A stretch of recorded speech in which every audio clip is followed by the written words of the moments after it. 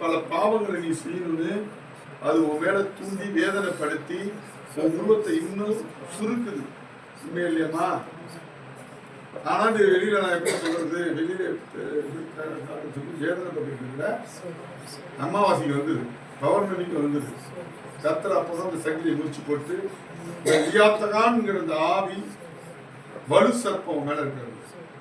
இதை பெற்றுக்கொள்ளுது. வலு சர்ப்பத்திலிருந்து விடுதலை. பயப்படாத, விடுதலை பெற்றுக்கொள்ளுது.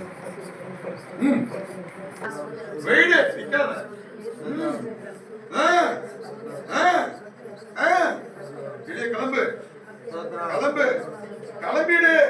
நிக்காத, நமக்குள்ள நிக்காத. உனக்கு கட்டளை இடுகிறேன். அக்கினி அக்கினினால வெளியே வந்து கையெல்லாம் விட்டு வெளியே வா. கையெல்லாம் விட்டு வெளியே வா. ரெண்டு கையையும் விட்டு வா வெளியில. கை வந்துடுறா. கை வந்துக்கிட்டு கையில இருந்து வா. கையில இருந்து வா. கையில இருந்து வா. கையில இருந்து வா. நெளிஞ்சு வா வெளியே. இந்த கையில இருந்து வா. இந்த கையில இருந்து வா. உடம்பு முழுவதும் இருக்கு. உடம்பு முழுவதும் இருக்கு. உடம்பு முழுவதும் இருக்கு. கால்ல இறங்குது பாரு. கால்ல இறங்குது பாரு. கால்ல இறங்குது பாரு. கால்ல இறங்குது பாரு. கால்ல இறங்குது பாரு. வெளியே வா. வெளியே வா.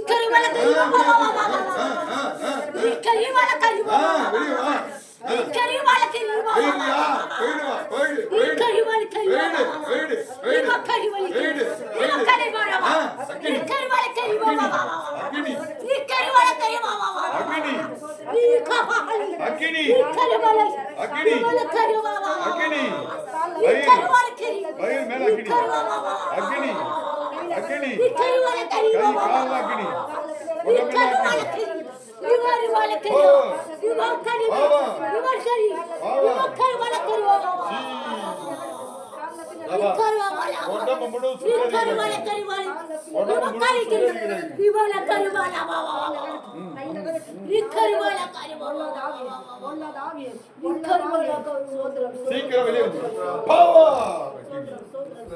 உடம்பு முழுவதும் தெரிகிறாங்க.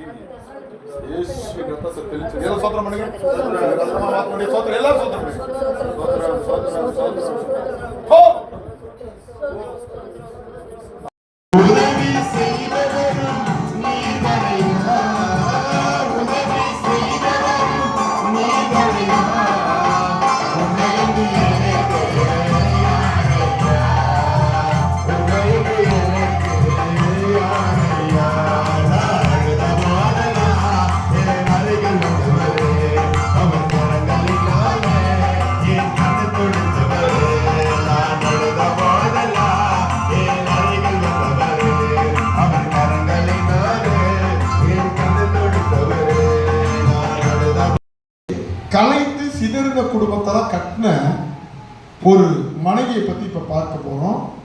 அவங்க தான் ரூத். ரூத்தை பத்தி உங்களுக்கு எல்லாமே தெரியும். அவங்க ஒரு மோவாபிய ஸ்திரீ. ஏன் மோவாபிய பெண்ணுன்னு ரூத்துக்கு சொல்றாங்க அப்படின்னு கேட்டீங்கன்னா, அவங்க ஒரு தாழ்த்தப்பட்ட ஜாதியை சேர்ந்தவங்க.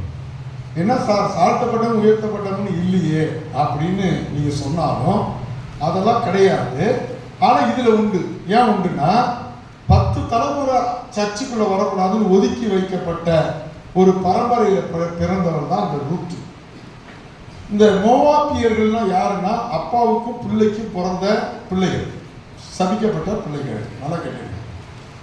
ஆனா அவங்க தலைமுறையில எத்தனாவது தலைமுறை ரூத்துன்னு எனக்கு சரியா தெரியல. ஆனா ரூத்து ஆண்டவரால் ஆசீர்வதிக்கப்பட்டவளா மாறுறான். ஏன் அப்படின்னு கேட்டீங்கன்னா, அவளுடைய குணத்தை வச்சு.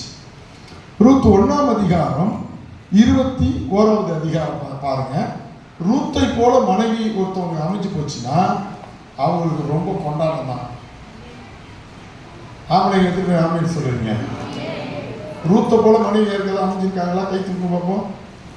ஒருத்தவங்க 2 1 2 3 பேர் தூக்கிருக்காங்க. அப்போ உங்க மனைவி இப்படி இருக்கிறாங்களா அப்படின்னு பாருங்க. நான் நிறைவுள்ளவளாய் போனேன். யார் சொல்றா? நகோமி. இது யாருன்னா ரூத்தோட மாமியா. நான் நிறைவுள்ளவளாய் போனேன். கர்த்தர் என்னை வெறுமையாய் திரும்பி வர பண்ணினார். ஏன்னா எப்படி திரும்பி வர பண்ணார்? கர்த்தர் என்னை சிறுமைப்படுத்தி சர்வ வல்லவர் என்னை கிளேசப்படுத்தி இருக்கையில் நீங்கள் என்னை நகோமி என்று ஏன் சொல்ல வேண்டும் சொன்னார். மாமியார் இப்ப எப்படி இருக்காங்க? நல்ல பணம், காசு, வீடு, பந்தாவா இருந்தாங்க.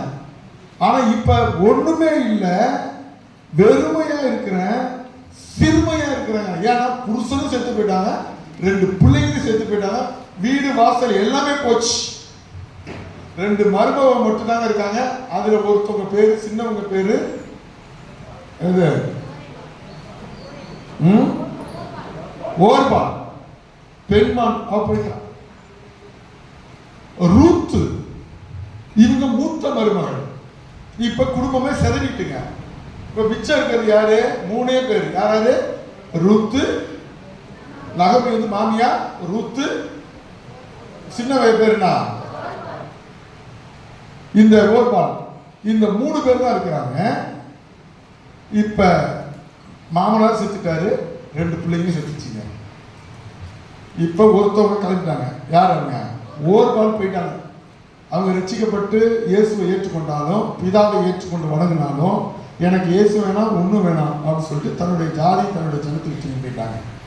இப்ப ரூத்து மட்டும் தாங்க இருக்காங்க. அவங்க யாரோட மனைவி? யாரோட மருமகள்?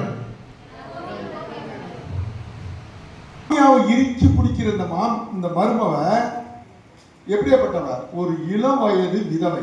நல்லா கேட்டீங்க, இளம் வயது விதவை. மாமியார் ஏதாவது சொத்து பத்து இருக்கா? ஒண்ணும் இல்லை. மாப்பிள்ளை ஒண்ணுமே இல்லை. இந்த நிலையில மாமியாவை எந்த மருமவளாவது பிடிச்சுப்பாங்களா?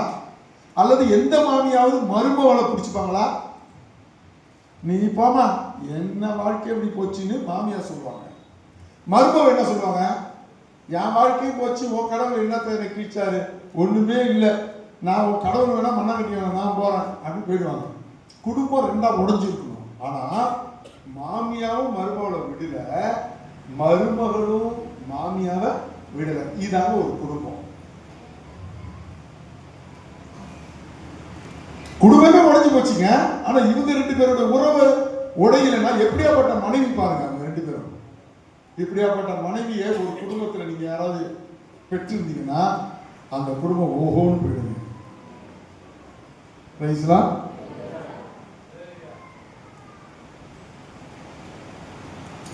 இப்படி எப்படி வறுமையோடும் கஷ்டத்தோடும் சிறுமையோடும் ஒண்ணுமே இல்லை, வீடு வாசலும் போச்சு. இப்படி நகோமி மோவாபிய ஸ்திரியான தன் மருமகள் ரூத்தோடு கூட மோவாப் தேசத்திலிருந்து திரும்பி வந்தாள். வார்கோதுமை அறுப்பின் துவக்கத்தில் அவர்கள் பெத்லேமுக்கு வந்தார். வந்துட்டாங்க. இப்ப எங்க வந்துட்டாங்க? போன ஊர்ல இருந்து சொந்த ஊருக்கு வந்துட்டாங்க. சொந்த ஊருக்கு வந்தோடனே ரூத்தை பார்த்து கேட்கிறாங்க. இப்படி கிளம்பி வந்துட்டு இருக்கும் போது ரூத்தோட சொந்த ஊர் என்ன ஊர்? அது மோவாபிய தேசம். அந்த தேசத்திலிருந்து இப்ப எங்க வராங்க? இஸ்ரவேலுக்கு வராங்க. இஸ்ரவேல் யாரோட தேசம்? மாமியாவோட, நகோமியோட தேசம். இப்படி கிளம்பி வரும்போது அப்படியே திரும்பி பார்க்கறாங்க. மாமியா வயசானவங்க, அவங்க திரும்பி பார்த்து சொல்றாங்க, ரூத்து அப்படிங்க, மாமி அப்படிங்க, இங்க வாமா. ஏன் மாமி? சொல்லுங்க மாமி. எனக்கு வயசாயிடுச்சு, நானும் ரொம்ப சிறுமைப்பட்ட கடவுள், ஒன்றுமே இல்லை, எல்லாமே போயிடுச்சு, நான் எங்க ஊருக்கு போயிடுறேன், நீ திரும்ப ரூத்து உன் சாமியை கும்பிடு, உன் ஊருக்கு போ, என்கிட்ட என்ன இருக்குது, இனிமேல் ஏன் என்ன என் பின்னாடி தொடர்ந்து வரப்பாங்க போ. நம்ம தமிழ்நாட்டு மருமகளாக இருந்தால் என்ன பண்ணியிருப்பாங்க, அல்லது தமிழ்நாட்டு மாமியாவாக இருந்தால் என்ன பண்ணியிருப்பாங்க, அந்த மாதிரி என் கூட நீ வராது ஓடிப்போன்னு மாமியா கற்று விட்டுருப்பாங்க. மருமக சொல்லாம கொள்ளாம ஓடி போயிருப்பாங்க. ஆனா இப்படி சொல்லும்போது ஒருத்தவங்க ஓடிட்டாங்க, இன்னொரு மருமகர் சொல்றா, என்ன சொல்றாங்க, அதற்கு ரூத். எதற்கு இப்படி சொல்லும்போது, அதற்கு ரூத், நான் உம்மை பின்பற்றாமல் உம்மை விட்டு திரும்பி போவதை குறித்து என்னோடு பேச வேண்டாம். இப்படி இல்லைங்க ஒரு மருமகம் இருக்கணும், இப்படி இல்லைங்க ஒரு மாமியா இருக்கணும். நீர் போகும் இடத்திற்கு நானும் வருவேன். எவ்வளவு சொத்து வாங்குறதுக்கு ஒண்ணும் கிடையாது, எவ்வளவு பணத்துல பெட்டி இருக்கு ஒண்ணும் கிடையாது, எவ்வளவு நகை இருக்கு ஒண்ணும் கிடையாது, எவ்வளவு பட்டு புடவை இருக்கு ஒண்ணுமே கிடையாது, நகை வீட்டையும் ஒண்ணும் கிடையாது, ரூத்துக்கிட்டையும் ஒண்ணும் கிடையாது. ஆனா அவங்க 2 பேர்ட்ட யார் இருக்கிறா உள்ள மறைஞ்சி? அதை மட்டும் சொல்றீங்களே, யார் உள்ள இருக்கிறா? ஒண்ணுமே இல்ல. உள்ள யார் இருக்கா? யார் இருக்கா? கர்த்தர் இருக்கிறார். என்னோடு பேச வேண்டாம், நீர் போகும் இடத்திற்கு நானும் வருவேன், நீர் தங்கும் இடத்தில் நானும். ரூத்து 1:16 பாசுங்க. நானும் தங்குவேன், உம்முடைய தேவன் என்னுடைய தேவன். எப்படிங்க? இதாங்க ஆவிக்குரிய வாழ்க்கை. இது ஆவிக்குரிய வாழ்க்கை. ஆனா மாமியா மருமகள்கிட்ட எவ்வளவு கொண்டு வந்தீங்க, மாமியா எவ்வளவு வச்சிருக்கிறாங்க, அல்லது கணவன் எவ்வளவு பாக்கெட்ல தடியா வச்சிருக்கிறாரு, எவ்வளவு கணவர் சம்பாதிக்கிறார், எவ்வளவு சொத்து இருக்குது, இப்படி எல்லாம் கணக்கு பண்றவங்க தான் ஆவிக்குரியவங்க சொல்றாங்க. ஆனா இங்க பாருங்க, 2 பேருக்குமே ஒண்ணுமே இல்ல. காலியான டப்பா. மாமியாவும் காலியான டப்பா, மருமகனும் காலியான டப்பா. ஊர் விட்டு ஊர் வராங்க, 2 பேரும் இறுக்கி பிடிச்சிட்டாங்க. இதுதாங்க வாழ்க்கை.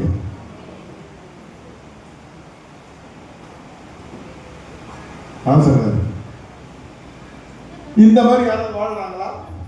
ஆவிக்குரிய வாழ்க்கைன்னா இதான். ஒண்ணுமே இல்லைனாலும் 2 பேர் கையை பிடிச்சுக்கிட்டு போறாங்க. தேற்றிட ஒருவர் இல்லை, ஆற்றிட யாரும் இல்லை. தேற்றிட ஒருவர் இல்லை, ஆற்றிட யாரும் இல்லை. தூற்றுவர் பலரும் ஒன்று, சேற்றை வீசும் மனிதர் ஒன்று. ஏற்றிடும் என் விளக்கை தேற்றும் எந்த தெய்வமே, ஏற்றிடும் என் விளக்கை தேற்றும் எந்த தெய்வமே. பொற்பரனே சற்பரனே. என்கிட்ட கல்யாணம் பண்ணும்போது ஒன்றும் இல்லைங்க. எங்க மாமியை கேட்டாங்க ஏதாவது இருக்காங்க, ஒன்றும் இல்லைம்மா. சரி, அப்படி என்ன சொன்னோம்? மனைவி பேர் தூக்கி மேலே போடுங்க, இவங்க பேர் தூக்கி கீழே போடுங்க. கல்யாணத்தில் இவனு ஒன்றும் இல்லாமல் மனிதர்கள் அப்படி செய்வாங்க. இங்க சொல்றாங்க, அதற்கு ரூத், நான் உண்மை பின்பற்றாமல். எவ்வளவு மாமியாட்ட சொத்து இருந்துச்சு? இல்ல ரூத்துக்கிட்ட எவ்வளவு சொத்து இருந்துச்சு? 2 உடைந்த பாத்திரம்னா எதற்கும் உதவாதவன், ஒரு குறைந்த பாத்திரம்னா எவ்வளவும் வீழ்வாதவன். உடைந்த பாத்திரம்னா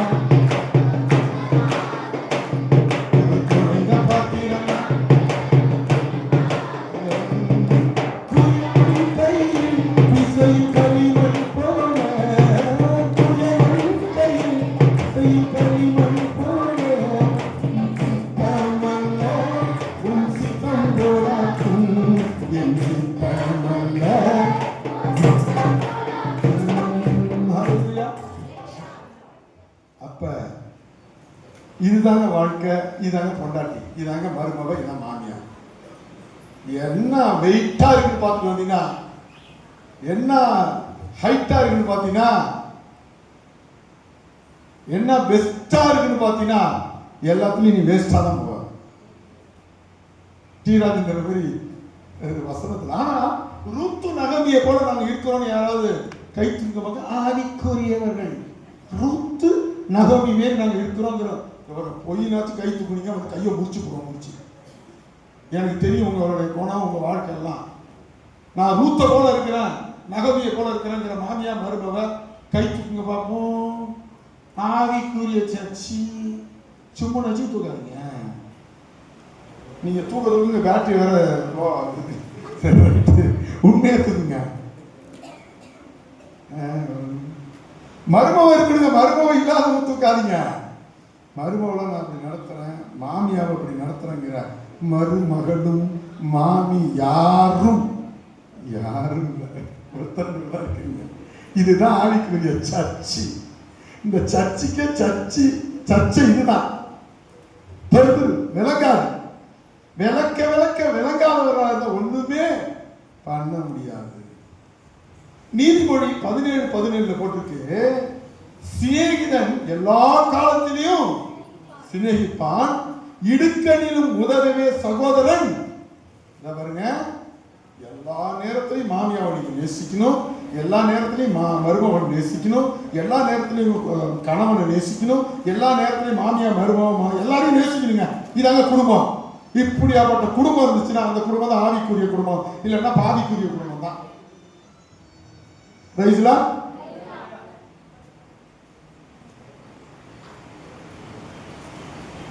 சரிங்க. இப்படியாப்பட்ட பொண்டாட்டிய கட்டுனா அவங்க எப்படிங்க இருப்பாங்க? இப்ப இந்த அம்மாவுக்கு ஒண்ணும் கிடையாது, அந்த மாமியாவுக்கு ஒண்ணும் கிடையாது.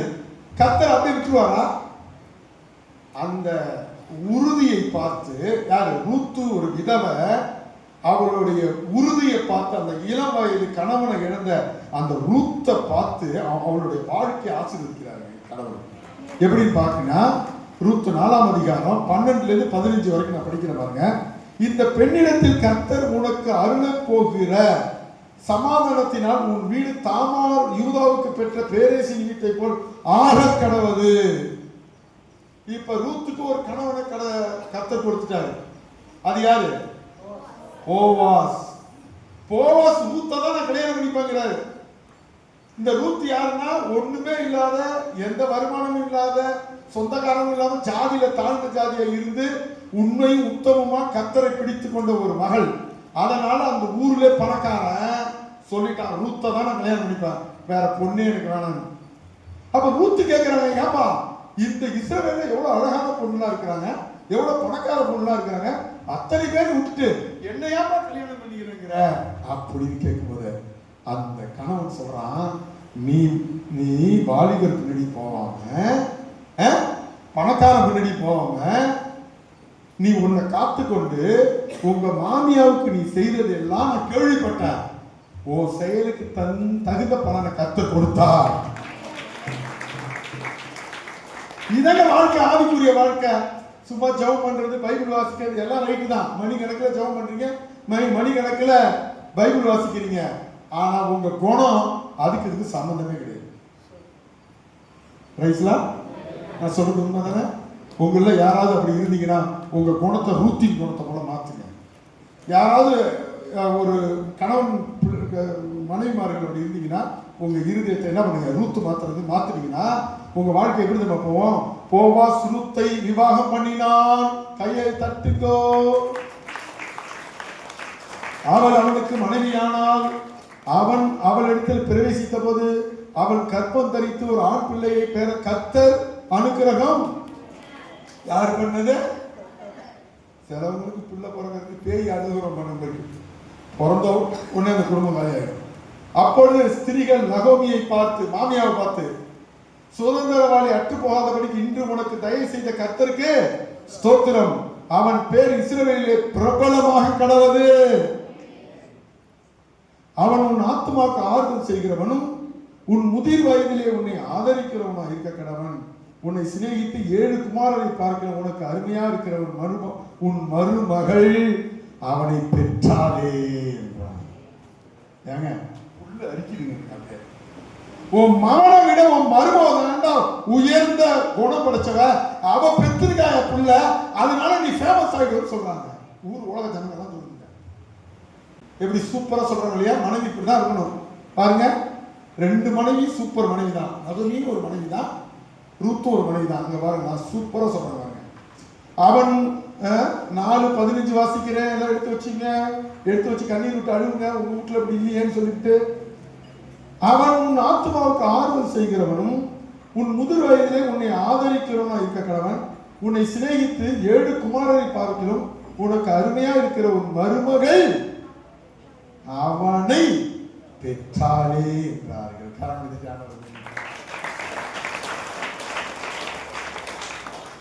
இப்படி வாழ்ற ஒரு வாழ்க்கை தான் ஆவிக்குரிய வாழ்க்கை.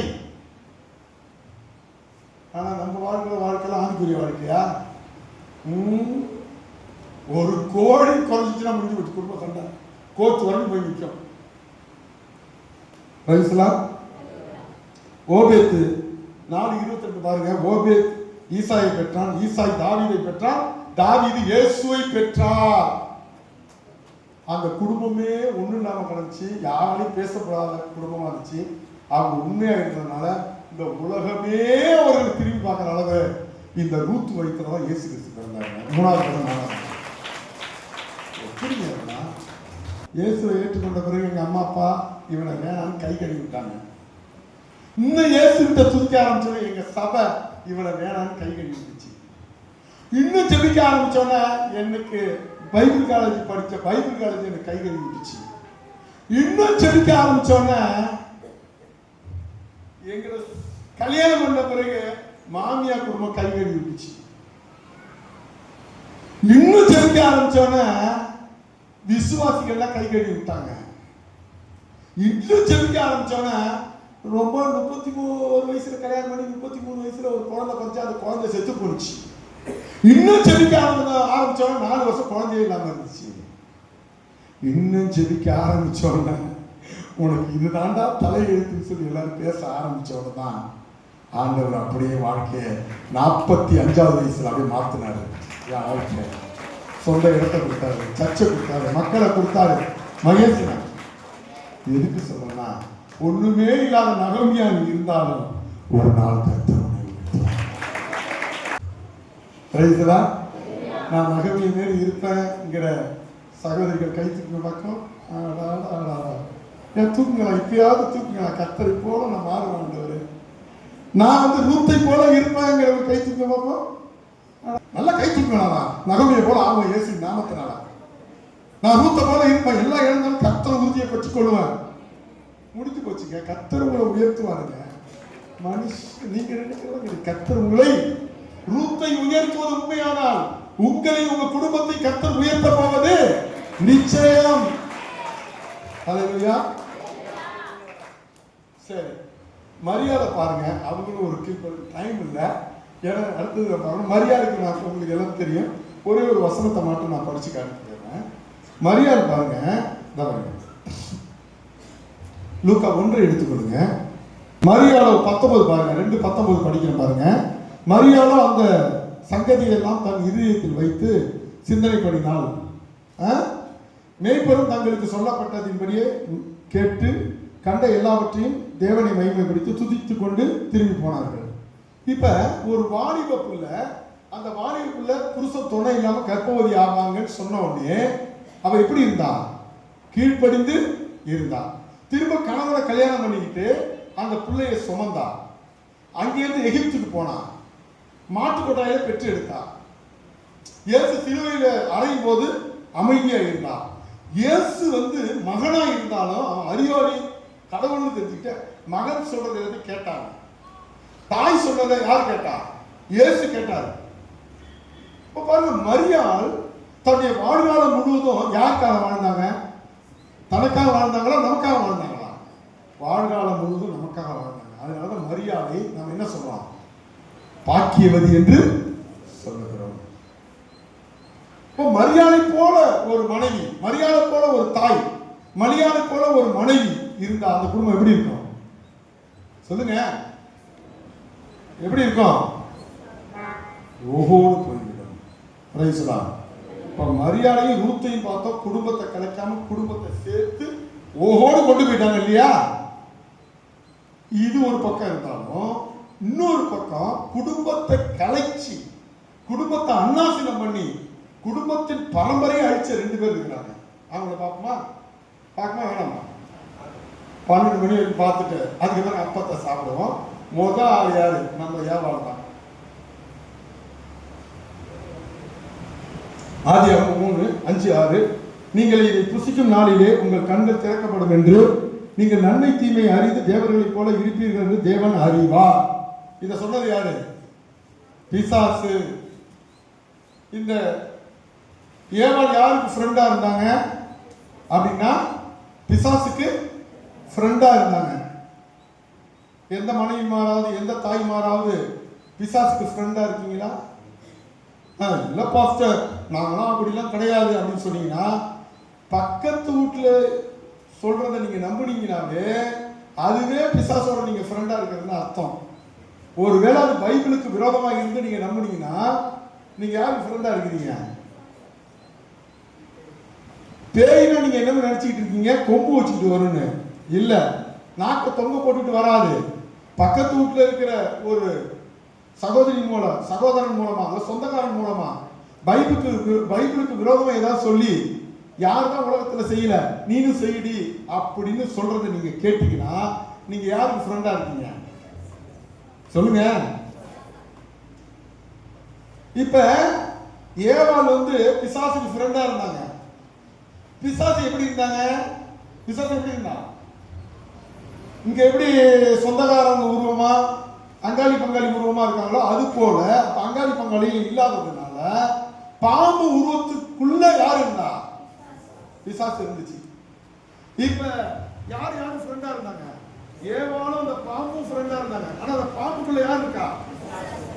பிசாசு இருக்கிறது யாருக்கு தெரியல. அது போலதான் உங்களுக்குள்ள பங்காளிங்க அங்காளிங்க சொந்தக்காரங்களும் இருப்பாங்க. அதுக்குள்ள யார் இருப்பா? அவங்களுக்கு ஃப்ரெண்டா யாராவது இருக்கீங்களா? கை தூக்கி பார்ப்போம். அப்படி இருந்தீங்கன்னா நம்முடைய வாழ்க்கை க்ளோஸ். அப்பொழுது 6 படிக்கிற பாருங்க, 3:6. அப்பொழுது ஏவாள் அந்த விருட்சம் புசிப்பிக்க நல்லது. இதை சொல்லி கொடுத்தது யாரு? சாத்தான். பார்வைக்கு இன்பம் சொல்லி கொடுத்தது யாரு? புத்தியை தெளிவிக்கிறது யார் சொல்லி கொடுத்தா? விரும்பப்படத்தக்கது யார் சொல்லி கொடுத்தா? அதன் கரியை பறித்து புசித்து தன் புருஷனுக்கும் பொண்டாட்டி பேச்ச புருஷன் கேட்கணும் இல்லைன்னு சொல்ல.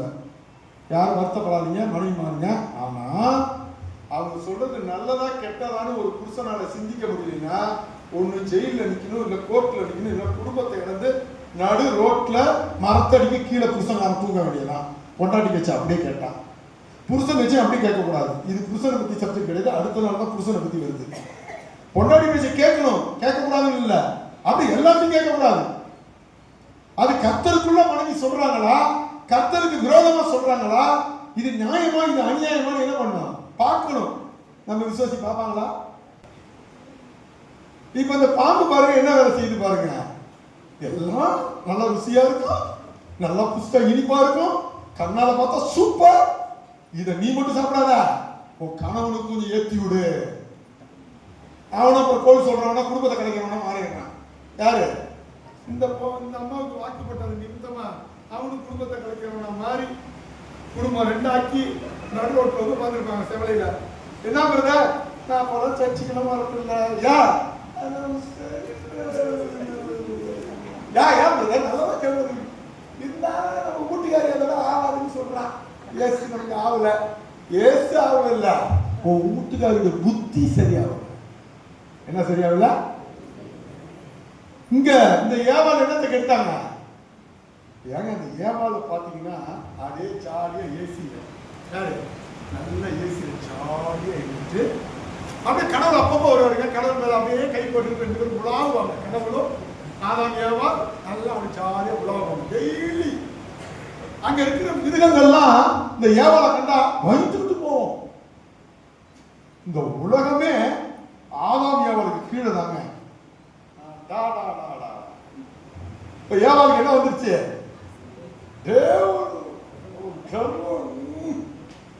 சரி, அடுத்து நம்ம யோசிக்கிறது என்ன ஆகுது? இந்த உலகம் எல்லாம் நமக்கு வந்துருச்சு, இந்த மிருகங்கள்லாம் நம்ம கிட்ட கீழ்படிக்குது, கனிகள் எல்லாத்தையும் சாப்பிடலாம், ரைட்டு, ஓகே. இன்னும் கீழ்படியாதான் யாரு? கடவுள் மட்டும்தான். ஏவாள் போல இருக்கிறாள் நம்மள இல்லப்பா, அந்த சபையில இருக்கிறாங்கப்பா. ஏவாள் போல சபையில் இருக்கிற ஆள்லாம் உண்டு. எல்லாரும் கீழ்படுகிறாங்க, ரைட்டு. கணவனையும் கீழ்படுத்திட்டோம், அடுத்தது கணவனையும் கீழ்படுத்தவா? சிஸ்டர், ஏன் சிஸ்டர்? கர்த்தர் பேசுறது கிறிஸ்தர் பேசுறது அதெல்லாம் கிடையாது. நான் சொல்றது செய்யி, ஏசபேல் போல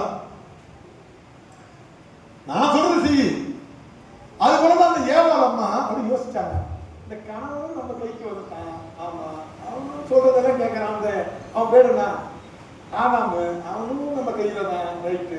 இந்த மிருகங்கள்லாம் நம்ம கண்டாலே ரொம்ப பயப்படுது. ஓகே ஓகே, கடவுள் நம்மள்கிட்ட வந்து போயிட்டு தான் இருக்கிறாரு. ஆனா மிருகங்க அதெல்லாம் காலுக்கு கீழே. அந்த பாம்பு வேற அடிக்கடி வந்து பேசிக்கிட்டு அது வேற ஒரு ஃப்ரெண்டா இருக்குது, அது தூக்கி போய் போடு. சரி, இதெல்லாம் ஓகே, இன்னும் பெரிய ஆள் ஆகணுமே. பெரிய ஆள் ஆகணும், போய் குடியிருக்கணும், கல்ச்சரோ இன்னும் நம்ம பெரிய ஆள் ஆகணும்னு சொல்லி அப்படியே கண்ணத்துல தட்டுறது. அப்படியே ஏன் சிஸ்டர் என்ன யோசிச்சுட்டு இருக்கீங்க? ஒன்றும் இல்லை, என் குடும்பத்தையும் எடுத்துட்டேன், என் மருமகன் மாமியார் குடும்பத்துக்கு எடுத்துட்டேன், என்ன யார் குடும்பம் பார்க்கறது, பாஸ்டர் குடும்பத்துக்கு எடுக்கலாமா இல்லை பக்கத்து குடும்பத்துக்கு எடுக்கலாமா இல்லை என்ன பண்ணலாம்னு யோசிச்சுட்டு இருக்காங்களாம் இருக்காங்க. இப்படிதான் யோசிச்சாங்க. யாரு? ஏவன். உடனே வந்தான், நான் வரலாம் தோன்னு சொல்லி ஒரு ஐடியா கொடுத்தான். என்ன, நீங்கள் எல்லாம் கடவுளை போல ஆக எவ்வளவுமா என்ன, நீங்க கடவுள் வந்து இப்படி இப்படி வந்துட்டு மேல போறாரு, நீ கீழே கட்டி நடக்கிற, அவரை போல அவரே தலையில வச்சு குதிக்கலாம். நீ எப்படிங்க தோ அந்த கனியை சாப்பிடு, கடவுள் நீ சொல்றபடி கேட்பா. அப்படி அப்புறம் நீ கடவுளுக்கு மேல அப்படியே ஜிம்சாங் அடிச்சு அப்படி மேல போயிடு. எப்படி போயிடுவ? மேல போயிடுவ. அப்படியா? கணவன் கீழே போயிட்டான், மிருகங்கள்லாம் போச்சு, உலகமே நமக்கு வந்து இவர் தான் மேலே கீழே போயிட்டு இருக்காரு, அவனுக்கு கீழே அமைச்சுக்கலாமா? அப்படி போடு, தட்டுலாம் சந்தோஷம் பொங்குது, சந்தோஷம் பொங்குது. அப்படி குதிக்கிறாங்க ஏவாள். அப்படி குதிக்கிற ஏவாள் நம்ம சபையில் யாராவது இருக்கீங்களா? அங்க இல்லை, அவனும் திருக்கோட்டைக்கு பக்கத்துல தான் இருக்கிறாங்க, எல்லாரும் திருக்கோயில தான் இருக்காங்க. நம்ம சபையில் அப்படியே மாட்டார் சகோதரிகள் இல்லவே வாய தச்சிருந்ததுன்னு சொன்னாங்க. எல்லாமே ஊத்து போலதான், நம்ம சபையில் இல்லப்பா. இப்ப இந்த ஏவாள் இப்படி செஞ்சதுனால அவங்க வாழ்க்கை என்ன மாறிடுச்சு? இன்னைய வரைக்கும் சாபமா மாறிடுச்சு. சரி, இது விடுங்க, இதெல்லாம் வேணாம். ஏவாள் போல நான் இல்லைங்க. ஒரு இருந்தா நம்ம குடும்பம் என்ன ஆகும் அப்படின்னா சபிக்கப்பட்ட குடும்பமா மாறிடும். கடினமா நீங்க உழைச்சி ஒன்னுத்தையுமே சம்பாதிச்சு வைக்க முடியாது. நோய்கள் வரும், வியாதி வரும், பிரிவினை வரும். அதனால ஏவாளை போல நாமும் இருக்கக்கூடாது. ஏவாளை கல்யாணம் பண்ணியிருந்தா ஆதாமும் கொஞ்சம் ஜாக்கிரதையா இருக்கணும். சரிங்க, இது ஒருத்தவங்க. ரெண்டாவது ஏசபேல். உங்க எல்லாருக்கும் தெரியும், நல்லா செபிக்கக்கூடிய ஆகாபோடைய மனைவி பேருனா ஏசபேல். யாருக்கா தெரியும் ஏசபேலை பத்தி? எல்லாருக்குமே தெரியும். ஆகாப் நல்லா ஜெபிக்கக்கூடிய, நல்ல ஒரு அவன் ஜெபத்தை கேட்டு தேசத்துல என்ன சேமத்தை கட்டளையிட்டார். அப்படியாப்பட்ட குடும்பத்தையே நாசம் பண்ண யார் தெரியுமா? இந்த மனைவியா வந்த, மாமியாவ வந்த, இந்த யாரு மகளா இருந்த இந்த ஏசபேல். அவளை பத்தி படிச்சு காட்டுங்க. 1 ராஜாக்கள் 21 முடிச்சிருவேன். 5லிருந்து 10 வரைக்கும் நான் வாசிக்கிறேன், எல்லாரும் எடுத்து வச்சிங்க. அப்பொழுது அவன் மனைவியாகிய ஏசபேல் அவனிடத்தில் வந்து, எவனிடத்தில்? என்ன பேச மாட்டீங்க? ஆகாபிடத்தில் வந்து, நீ போஜனம் பண்ணாதபடிக்கு உங்களுடைய மனம் சலித்து போயிருக்கிறது என்ன என்று அவனை கேட்டதற்கு அவன் அவளை பார்த்து, நான் யெஸ்ரயேலியனாகிய நாபோத்தோடு பேசி உன் திராட்சை தோட்டத்தை எனக்கு விலைக்கிரயமாய் கொடு, அல்லது உனக்கு ராசியானால் அதற்கு பதிலாக வேற திராட்சை தோட்டத்தை உனக்கு தருவேன் என்றான். அதற்கு அவன், என் திராட்சை தோட்டத்தை உனக்கு கொடுக்க மாட்டேன் என்று சொன்னான் என்றான். இந்த பாருங்க, இப்ப முடிக்க போறேன். முடிச்ச இதுக்கு அந்த கல் கையில் வச்சுருப்பீங்க, அடிப்பீங்க. அப்புறம் சகோதரி தான் கொஞ்சம் கவனமா கேட்கணும். கணவன் வந்து ரொம்ப சோகமா இருக்கிறாங்க. மனைவி ஏசபேலுடைய கணவன் வந்து ராஜா ரொம்ப சோகமா இருக்கிறாரு, சாப்பிடுறது இல்லை, அப்படியே படுத்த. ஏன்? பக்கத்து மனையில ஒரு திராட்சை தோட்டம் அழகா தொங்குதுங்க, கொலையா காட்சி. அப்ப எப்படி பாக்குற ராஜா, அது மனசெல்லாம் அப்படியே அந்த கொலையா தொங்குது. பார்த்தீங்களா அந்த திராட்சை செடி மேலையும் அந்த ஆளுகளையும். உடனே சாப்பிடாமல் தூங்காமல் உட்காந்துக்கிட்டு ஒரு நாள் அவர் பேர் வந்து நாபோத். அப்படியே போறாரு. ஏய் நாபோத், ராஜா இதோ அடியே வருகிறேன், கிட்டக்க வருகிறேன் ராஜா. என்ன ராஜா? உன் நிலத்தையும் உன் திராட்சை தோட்டத்தையும் எனக்கு கொடுத்துடா. அது கொடுக்க மாட்டேன் ராஜா, அது எங்க அப்பாவோடது ராஜா. குடுற உனக்கு வந்து நம்ம மத்ததை கொடுக்குறேன், இதோட பெருசா கொடுக்குறான்டா. தாத்தா நான் கொடுக்க மாட்டேன், இது கொடுக்க மாட்டியா? கொடுக்க மாட்டேன். சரிப்பா, என்னடா இவன், நம்ம ராஜாவா இருக்கிறோம், கேட்டா கொடுக்க மாட்டாங்க. உடனே நெட்லி படுத்துக்கோ,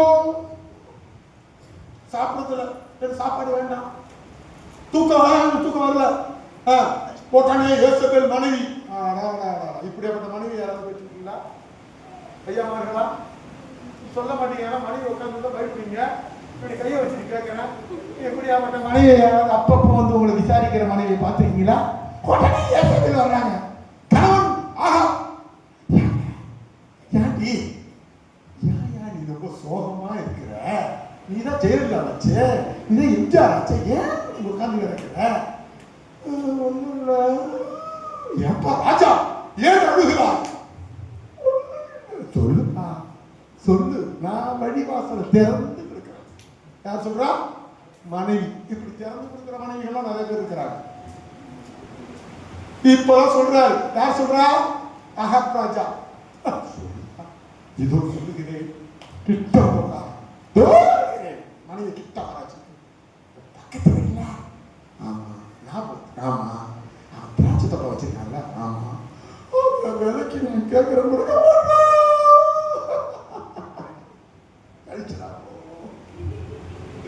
என்னத்தான் ஆசை. ஐயோ சீக்கிரப்பா யோசேபேல் போல நீ ஏன் அழுகுற?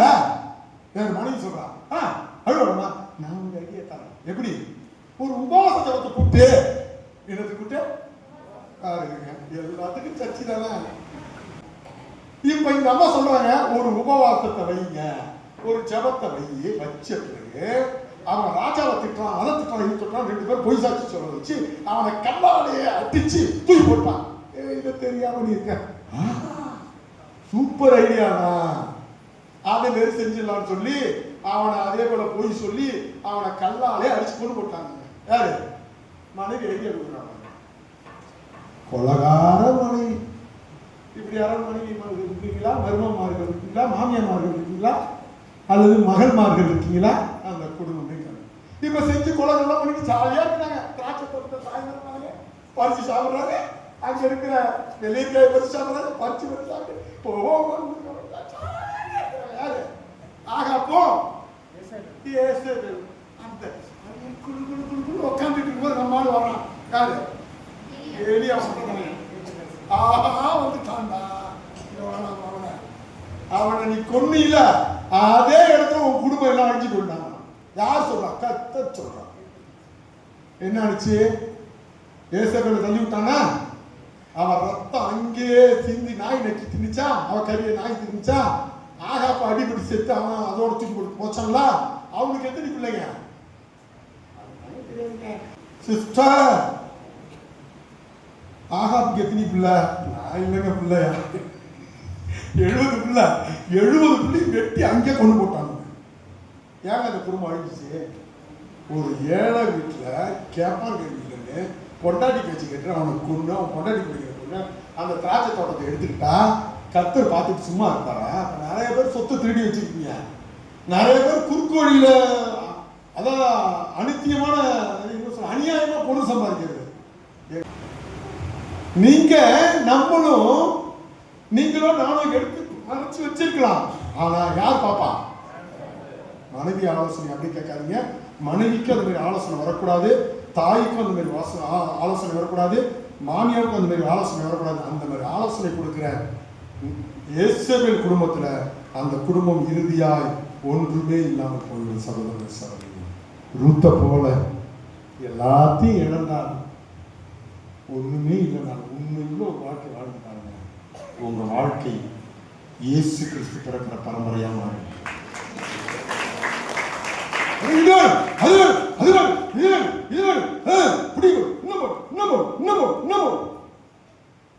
குடும்பத்துக்கு எடுத்து அதுக்காக சாராயம் குடிச்சு அதுக்காக சண்டை ஒன்று போட்டு அதுக்காக இந்த மாதிரி சகோதரிகள் இருக்கிற குடும்பம் அப்படியே முன்னேறுமான்னு நீங்க தான் யோசிச்சுக்கலாம். ஒண்ணுமே நீ இல்லைனாலும் ரூத்தா இருந்தீனா, மரியாதா இருந்தீனா உன்னை கர்த்தர் உயர்த்துவார். எல்லாம் இருந்த ஆகாப் ராணியை போல அவருடைய மனைவியாக இருந்த அரசி யோசேபோல போல இருந்தா ஒண்ணுமே நான் போயிடும். இப்ப நீங்க எப்படி இருக்க விரும்புறீங்க? நான் என்ன பாஸ்டர்னு சொல்லாதீங்க, நீங்க எப்படி இருக்க விரும்புறீங்க? ஊர் அடிச்சு உலகில் போட்டாலும் பரவாயில்ல, நான் யோசேபோல போல வாழணும்னு சொன்னா நம்ம குடும்பம் ஒண்ணுமே இல்லை. எல்லாம் போனாலும் போட்டோம், என் இயேசுவை எப்போதும் சொல்லி உறுதியாக பற்றி கொண்டு அந்த ரூத்தை மரியாதை போல ரூத்தை போல இருந்தோம்னா நம்ம குடும்பம் ஓஹோடு கிடைக்கும். Praise the Lord.